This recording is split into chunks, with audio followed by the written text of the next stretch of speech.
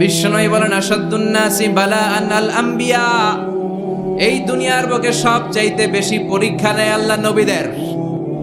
সুম্মাল আমসাল ফাল আমসাল, তারপরে সিদ্দিকিনদের, তারপরে শুহাদাদের, তারপরে সালিহিনদের। ইবতালার রাজুলু আলা হাসাবি দীনিহি, যেই ব্যক্তির দিনদারি বেশি তার জীবনে পরীক্ষাও, আল্লাহ যারে পছন্দ করে বেশি তার জীবনে পরীক্ষাও। নমরুদ বলল ইব্রাহিম ঈমান ছেড়ে দাও, তাহলে জানে বেঁচে যাবা, নাইলে আগুনে ফেলবো। সাইয়েদনা ইব্রাহিমের এক কথা, জীবন যাবে কিন্তু ঈমান যাবে।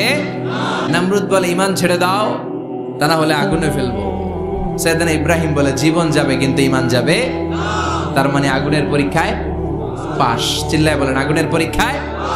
পরীক্ষা নাম্বার 2, একটার পর একটা পরীক্ষা নিতে আল্লাহ শুরু করলেন। আল্লাহ বললেন ইব্রাহিম যাও, কলিজার টুকরা সন্তানকে আর হাজারকে মক্কার ধুধু প্রান্তরে ফেলে দিয়ে আসো, ওখানে মানুষ নাই, প্রাণী নাই, জনমানব শূন্য, দেখি আমার কদ্দুর ভালোবাসো। বলতে দেরি 2 শব্দ নাই, মরুভূমিতে ফেলে দিয়ে আসলেন।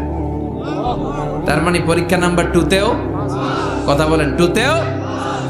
পরীক্ষা নাম্বার 3, আল্লাহ বললেন ইব্রাহিম দেখি তোমার হৃদয়ে আমার জায়গা কতটুকু, যাও কলিজার টুকরা সন্তান ইসমাইলের গলার মধ্যে তলোয়ার লাগাও।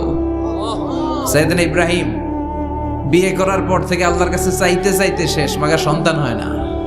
ওনার প্রথম সন্তানটা হয়েছিল সাইয়েদনা ইসমাইল যখন জন্মগ্রহণ করেছে, ইব্রাহিমের বয়স ছিল 86 বছর। এই এলাকায় আসেনি 86 বছর বয়সে সন্তান হয়েছে? 86 বছর বয়সে তো হাঁটতেই পারে না।